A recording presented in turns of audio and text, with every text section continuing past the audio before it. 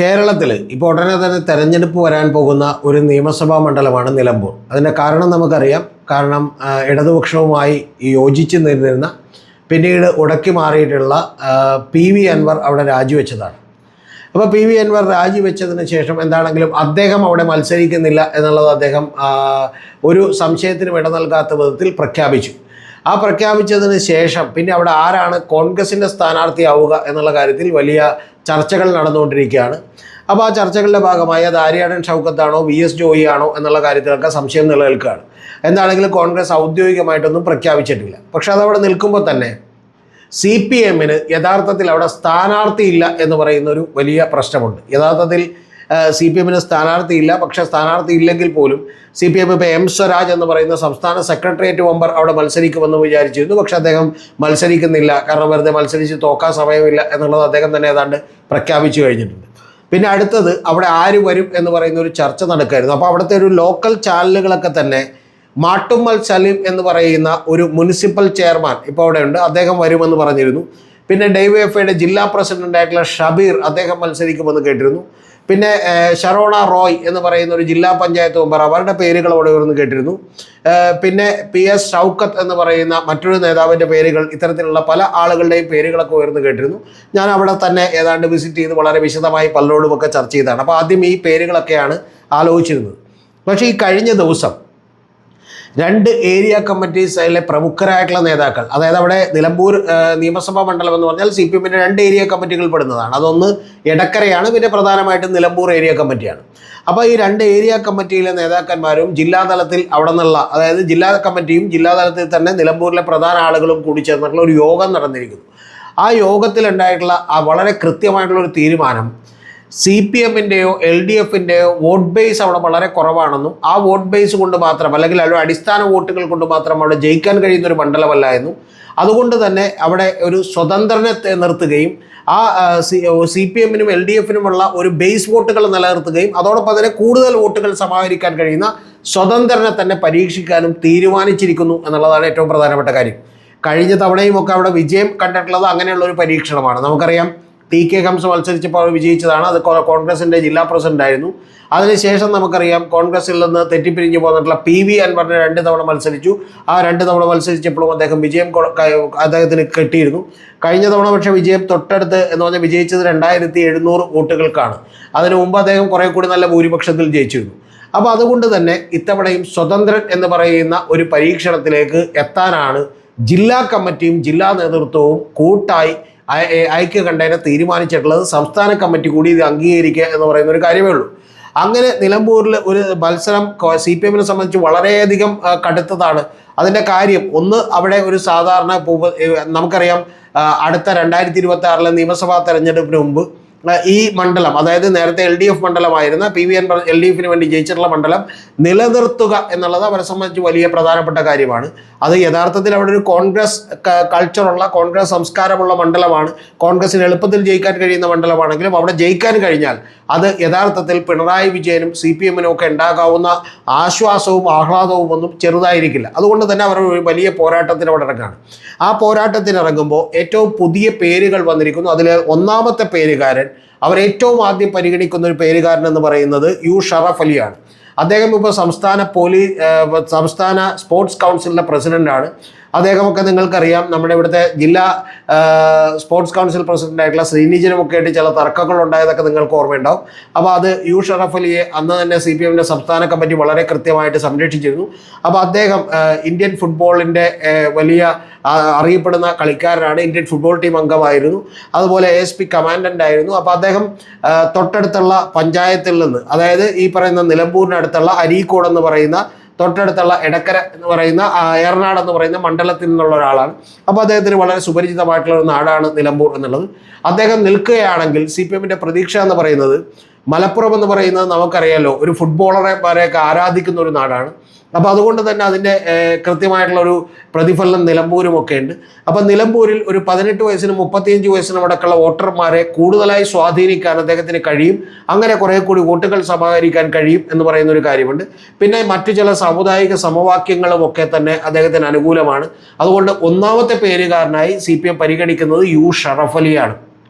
ഇനി രണ്ടാമതൊരു പേര് കൂടി അവിടെ വളരെ വലിയ പരിഗണനയിലുള്ളത്, അത് സംസ്ഥാന കമ്മിറ്റി ഏത് അംഗീകരിക്കുമെന്ന് അറിയാത്തതുകൊണ്ട് കൃത്യമായി പരിഗണനയിലുള്ളത് അവിടെ ഉള്ള പരിഗണന എന്ന് പറയുന്നത് നേരത്തെ 2 തവണ മത്സരിച്ച് തോറ്റിട്ടുള്ള ഡോക്ടർ തോമസ് മാത്യു ആണ്.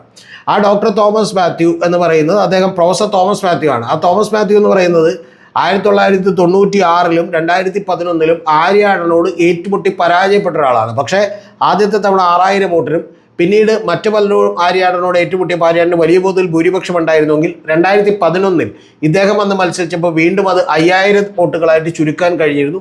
അപ്പോൾ അത്തരത്തിൽ തോമസ് മാത്യുവിന് വലിയ തോതിൽ അവിടെ ക്രിസ്ത്യൻ സഭകളുടെ ബന്ധമുള്ള ഒരാളാണ്. ഏതാണ്ട് 10% വരുന്ന വോട്ടുകൾ അവിടെ ക്രിസ്ത്യൻ സമുദായത്തിനുണ്ട്. അപ്പോൾ അതൊക്കെ തന്നെ സമാഹരിക്കാൻ കഴിയുമോ, അതായത് പാർട്ടിക്ക് കിട്ടാത്ത ഒരു ബേസ് വോട്ടുകൾ അത് സമാഹരിക്കാൻ കഴിയുമോ എന്ന് പറയുന്നൊരു ചോദ്യമാണ് അവിടെ കൃത്യമായിട്ട് ഉന്നയിക്കുന്നത്. ആര്യാടൻ മുഹമ്മദ് പലപ്പോഴും വളരെ കൃത്യമായിട്ടുള്ള ഒരു ഇക്വേഷൻ അവിടെ ഉണ്ടാക്കിയിരുന്നു. അത് വലിയ തോതിൽ ഹിന്ദുക്കളുടെ വോട്ടുകൾ അദ്ദേഹത്തിന് കിട്ടിയിരുന്നു ആര്യാടൻ മുഹമ്മദിന്. കൂടാതെ ക്രിസ്ത്യൻസിൻ്റെ വോട്ട് മഹാഭൂരിപക്ഷം കിട്ടിയിരുന്നു. പലപ്പോഴും മുസ്ലിം ലീഗിനൊക്കെ വളരെ എതിരായിട്ടുള്ള നിലപാടുകൾ എടുത്താൽ പോലും ഇത്തരത്തിലുള്ള 2 വിഭാഗങ്ങളുടെ വോട്ടുകളും മുസ്ലിംസിലെ ഒരു ചെറിയ ശതമാനത്തിൻ്റെ വോട്ടുമൊക്കെ കൊണ്ട് അദ്ദേഹത്തിന്, അല്ലെങ്കിൽ കോൺഗ്രസ്സുകാരുടെ വോട്ടുമൊക്കെ കൊണ്ട് ജയിക്കാൻ കഴിയുന്ന ഒരു ഇക്വേഷൻ അവിടെ ഉണ്ടാക്കിയിരുന്നു. ആ ഇക്വേഷൻ പൊളിക്കാൻ, അല്ലെങ്കിൽ ഒരു പരിധിവരെ അതിനെ വെല്ലുവിളി ഉയർത്താൻ കഴിഞ്ഞത് തോമസ് മാത്യുവിനാണ്. ആ പ്രൊഫസർ തോമസ് മാത്യു തീർച്ചയായിട്ടും ഇത്തവണ വീണ്ടും പരിഗണിക്കുന്നു. അദ്ദേഹത്തോടു കൂടി റെഡിയായിരിക്കൂ എന്ന് പറയുന്ന ഒരു സന്ദേശമാണ് CPM-ൻ്റെ ജില്ലാ നേതൃത്വം കൊടുത്തിട്ടുള്ളത്. ഇതാണ് 2 പേരുടെ കാര്യമെങ്കിൽ മൂന്നാമതൊരാൾ കൂടി ഒരു പുതുമുഖമായി അവിടെ അവതരിപ്പിക്കപ്പെടാനുള്ള സാധ്യതയുണ്ട്. അത് ഡോക്ടർ ഷിനാസ് ബാബു ആണ്. അദ്ദേഹം യഥാർത്ഥത്തിൽ നിലമ്പൂരിലെ ജില്ലാ ഹോസ്പിറ്റലിലെ സൂപ്രണ്ടാണ്, ഡോക്ടറാണ്. അദ്ദേഹത്തിന് രോഗികളുമായിട്ടൊക്കെ തന്നെ വലിയ നല്ല ബന്ധമുണ്ട്.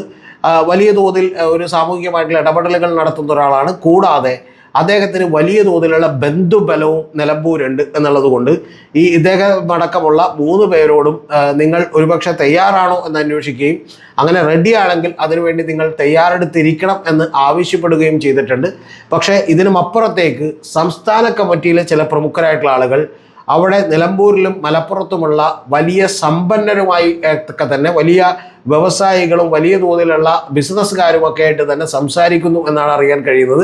ആ സംസാരിക്കുന്നവരുടെ പേരുകൾ പുറത്തേക്ക് വിടുന്നത് ശരിയല്ലാത്തതുകൊണ്ട് ഞാൻ പറയുന്നില്ല.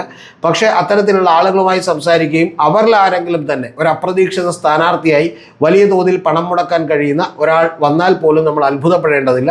അപ്പോൾ അത്തരത്തിലാണ് CPM-ൻ്റെ ഒരു സ്ഥാനാർത്ഥി നിർണയം മുന്നോട്ട് പോകുന്നത്.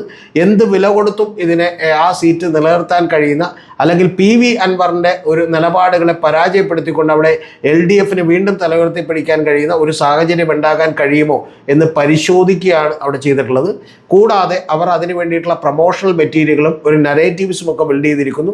1600 കോടിയിൽ പരം വരുന്ന വലിയ തോതിലുള്ള വികസന പ്രവർത്തനങ്ങൾ PV അൻവറിൻ്റെ കാലത്ത് നടപ്പാക്കിയിട്ടുണ്ടെന്നും ആ നടപ്പാക്കിയതൊക്കെ തന്നെ PV അൻവറിന് നേട്ടമല്ലെന്നും പകരം അതെല്ലാം തന്നെ LDF ഗവൺമെൻറ് അവിടെ നിലമ്പൂരിനോട് കാണിച്ച പ്രത്യേക മമതയാണെന്നും പറഞ്ഞുകൊണ്ടുള്ള പ്രചാരണ പ്രവർത്തനങ്ങൾക്കും സോഷ്യൽ മീഡിയ വാറുകൾക്കും ഒക്കെ തന്നെ സാമൂഹ്യ മാധ്യമങ്ങളിലൂടെയുള്ള യുദ്ധത്തിനൊക്കെ തന്നെ ഇപ്പോൾ തന്നെ തുടക്കമിട്ടിരിക്കുന്നു.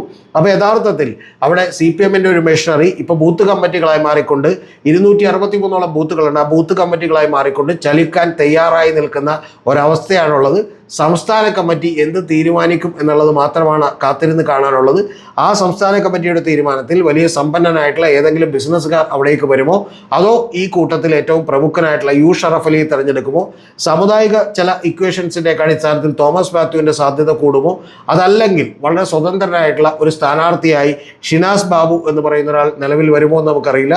കാരണം തൃക്കാക്കരയിലൊക്കെ തന്നെ നമുക്കറിയാം ഒരു തവണ ഈ പറയുന്ന 2 ഡോക്ടേഴ്സിനെ അവിടെ പരീക്ഷിച്ചതാണ്.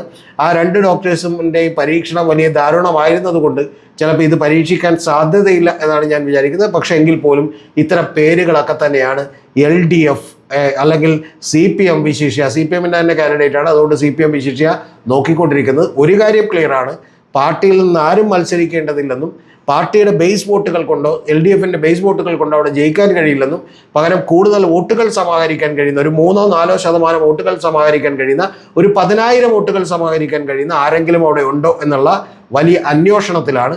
പക്ഷേ ഈ അന്വേഷണത്തിനൊടുവിൽ ഒരു കാര്യം പറയാതെ വയ്യ, കോൺഗ്രസിലെ സ്പ്ലിറ്റിൽ അല്ലെങ്കിൽ കോൺഗ്രസിലൊരു സ്ഥാനാർത്ഥി നിർണയം കഴിഞ്ഞതിന് ശേഷം മാത്രമേ ഈ പ്രഖ്യാപനം ഉണ്ടാവൂ. അതിൻ്റെ കാരണം അവിടെ കോൺഗ്രസിനകത്ത് ആര് സ്ഥാനാർത്ഥിയാകുന്നു എന്നുള്ളതിനെ ആശ്രയിച്ച് ആരെങ്കിലും അവിടെ നിന്ന് കിട്ടുമെങ്കിൽ തീർച്ചയായിട്ടും ഈ പേരുകളെല്ലാം അവഗണിച്ചുകൊണ്ട് അത്തരത്തിലുള്ള സ്ഥാനാർത്ഥി വരാനും മതി. ഇതാണ് യഥാർത്ഥത്തിൽ നിലമ്പൂരിൻ്റെ കൃത്യമായിട്ടുള്ള ഒരു ചിത്രം. ഇത് വളരെ കൃത്യമായി ഗ്രൗണ്ട് സീറോയിൽ നിന്നുള്ള വിവരങ്ങൾ എടുത്തിട്ടുള്ള ഒരു റിപ്പോർട്ടാണ്. ഞാൻ ഇന്നലെയും 2 ദിവസങ്ങളായി ഞാൻ നിലമ്പൂരുണ്ടായിരുന്നു. ആ നിലമ്പൂരിൽ നിന്ന് കൃത്യമായി വിവിധ ആളുകളുമായി സംസാരിച്ചതിന് ശേഷം വളരെ ആധികാരികമായി നിങ്ങളോട് റിപ്പോർട്ട് ചെയ്യുന്നതാണ് ഈ കാര്യങ്ങൾ മുഴുവൻ. മറ്റു ചില പേരുകൾ കൂടി പറയാൻ സമയമാകുമ്പോൾ നിങ്ങളോട് വെളിപ്പെടുത്താം.